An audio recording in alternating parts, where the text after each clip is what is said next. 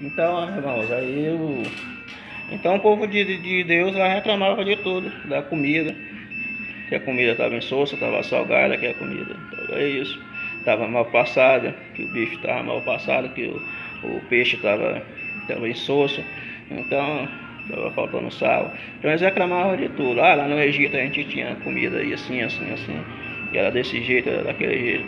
Então eles tinham saudade daquela vida de escravidão, daquela vida de ali que eles viviam lá no Egito, né? Eles tinham saudade do Egito, tinham saudade da vida que eles levavam lá no Egito. Então a gente vê, irmão, que o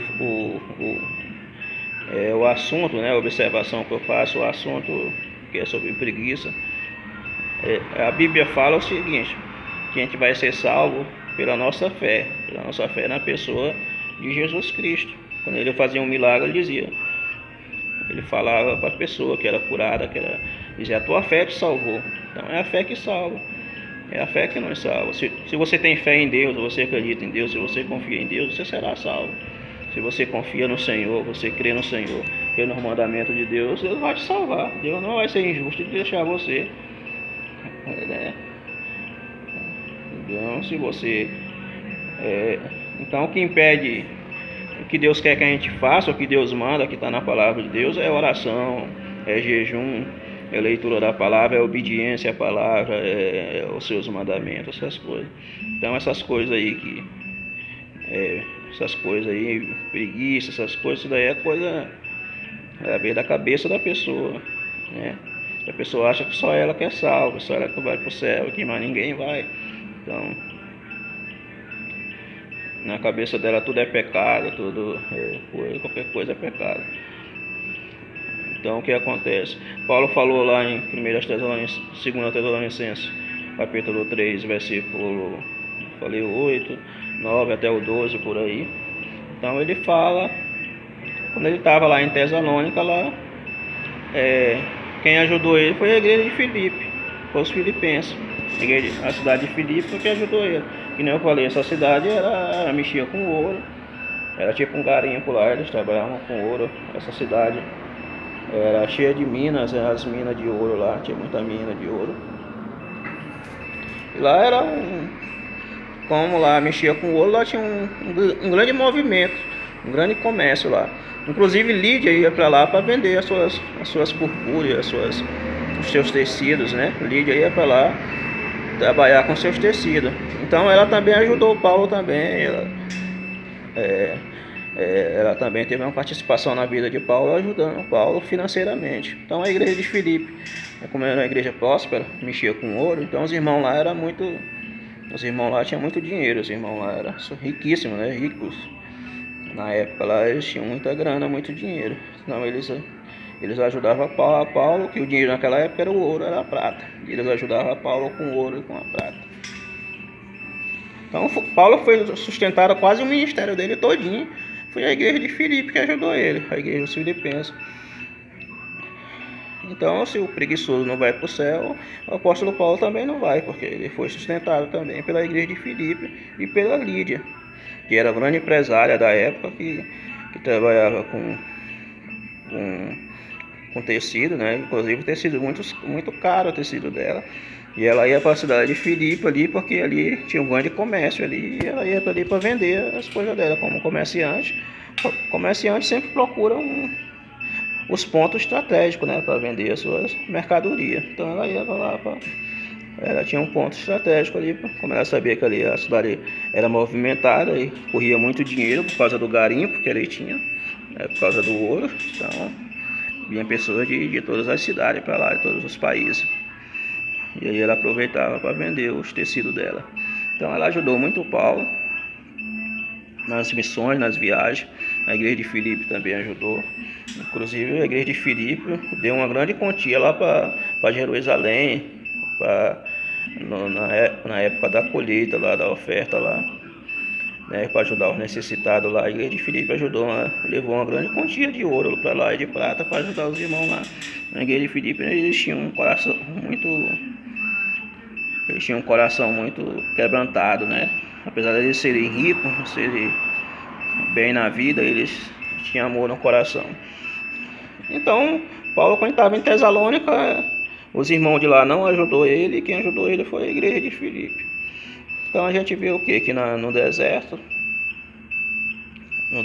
quando eles saíram do Egito, apesar de ter trabalhado lá 400 anos, quando eles saíram de lá não tiveram direitos trabalhistas, como FGTS, seguro-desemprego, como auxílio-doença, aposentadoria, né, Bolsa Família e etc. Não tiveram benefício, né, auxílio-doença, essas coisas. E naquela época não tinha não tinha Ministério do Trabalho, não tinha INSS, não tinha direitos trabalhistas, né? Mas eles saíram de lá com gado, saíram de lá com bastante gado. Então eles poderiam ter fazer comida no deserto, mas foi uma opção de Deus que decidiu fazer assim. E quem vai questionar Deus? Então Deus preferiu sustentar eles sem eles fazerem nada, né? Deus só queria adoração, só adoração. É que não no céu, Deus só vai querer lá no céu a nossa adoração a Ele, o nosso reconhecimento de reconhecer Ele como Deus, como Todo-Poderoso, como Criador do céu e da terra, e adorar a Ele de dia e de noite. Lá a nossa obrigação, o nosso dever, não é nem obrigação, o nosso dever será de adorar Ele de dia e de noite, que nem diz a palavra do Senhor, né? Então o povo saiu do Egito e foi para o deserto, mas eles não tinham seguro-desemprego, eles não tinham nenhum benefício, mas mesmo assim Deus sustentava ele com roupa, calçado, com tudo. A Bíblia diz que os calçados deles não, que as roupas deles não envelheciam, que o calçado também não se rompia ali, não se rasgava, não se danificava, né? Não tinha nenhum tipo de vamos dizer assim, né? Não quebrava, não acontecia nada. Apesar dos anos passarem, o tempo passaram, mas eles continuavam intactos, né? Continuavam ali intacto ali. Então isso mostra o poder de Deus. Então Deus queria, botava uma nuvem, coluna, tudo diante deles, ali de dia e de noite, Deus sempre protegendo e guardando eles, né? E Deus iluminando ali para eles à noite, né? Então o próprio Deus cuidando dele, cuidando do seu povo. Então Deus cuida de você, cuida de nós, cuida do seu povo. Como eu falei lá em Mateus capítulo 6 e versículo 26 ao 30, né? Que Deus cuida das aves, que não tem tanta importância assim como o ser humano, e Deus cuida a si mesmo. Imagine o ser humano, que é mais importante do que as aves do céu. Nós temos uma importância maior porque o homem é a imagem e semelhança de Deus. Claro que as outras coisas também faz parte da criação de Deus, faz parte do projeto de Deus, mas o homem é o principal. O homem Deus fez a sua imagem e semelhança, fez a sua a primícia da criação é o homem, né? Então o homem, isso independente da ordem, se é cronológico ou se não é cronológico, a primícia de Deus é o ser humano. Deus tem o cuidado de Deus com o ser humano, né? Não é com ave, com animal, com coisa, não, é com o ser humano. É claro que nós devemos cuidar da natureza, que faz parte da criação, faz parte da nossa vida aqui na Terra, né? Eles têm no mundo global, eles têm uma grande importância, né? Ali, uma grande importância, principalmente no nosso, como é que se diz, os animais têm uma grande importância na natureza, na nossa saúde, né? Na nossa saúde, no nosso corpo físico. Muitas coisas, o crescimento global, muitas coisas é dependente do planeta animal, do planeta, né, e das árvores. Então o homem tem que cuidar assim disso daí também, dos animais, da floresta, para que a gente viva bem, tenha um ar puro e tenha também uma vida saudável. Isso faz parte da saúde humana, da saúde da humanidade, né? A nossa saúde também está através dos animais, através das florestas. por causa do crescimento global e de muitas outras coisas, doenças, enfim, de muitas coisas. Isso decorre em torno da desmatação da floresta, da existência de muitos animais, que muitos animais ajudam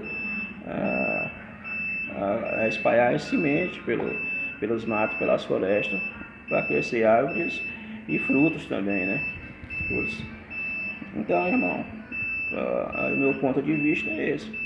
Meu ponto de vista é esse daí. Eu tinha certa dúvida porque eu ouvia muito pessoas pregar na igreja, na internet.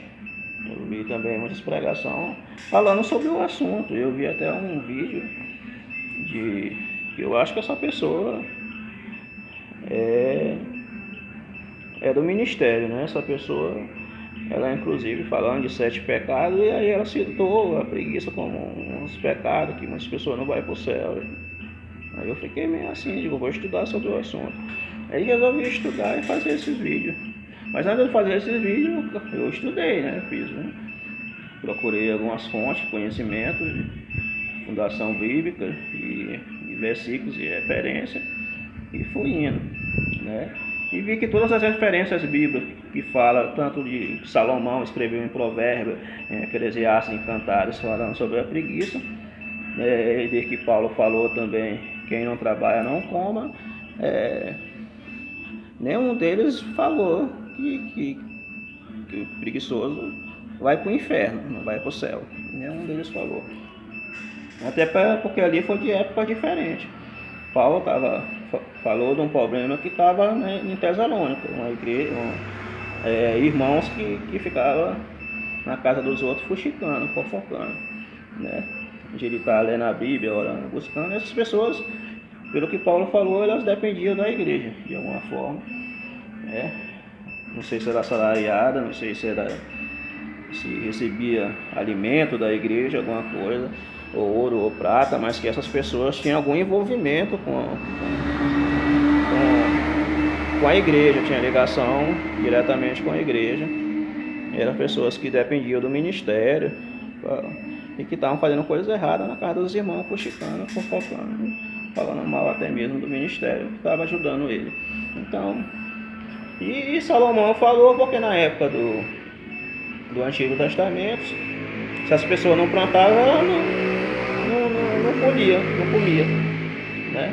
Então na época antiga era uma obrigação você plantar. As pessoas não viviam do alimento, da plantação de arroz, de feijão.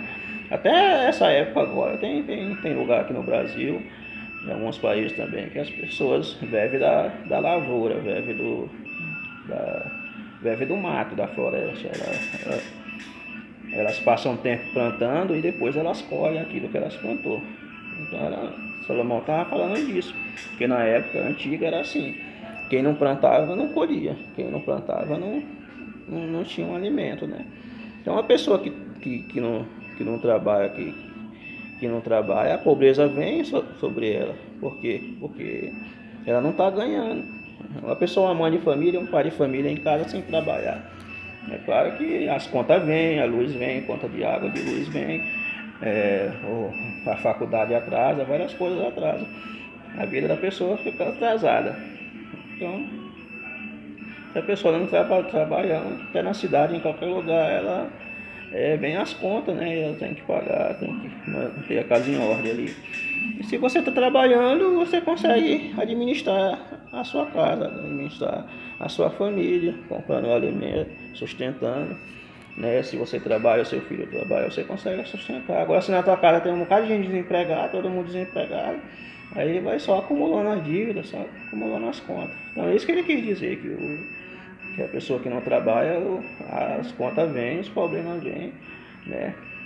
E também ela não consegue ir para frente, progredir, né? Não progredir, porque o mercado de trabalho está fechado, as portas para ela, não consegue arranjar trabalho. Então a pobreza vem. Mas se você está trabalhando, as coisas melhoram. Você vai, no primeiro mês ali é difícil, mas depois vai voltando tudo ao normal. Então essa é a minha explicação bíblica, tem ajudado aí. Fique na paz do Senhor Jesus. Deus abençoe.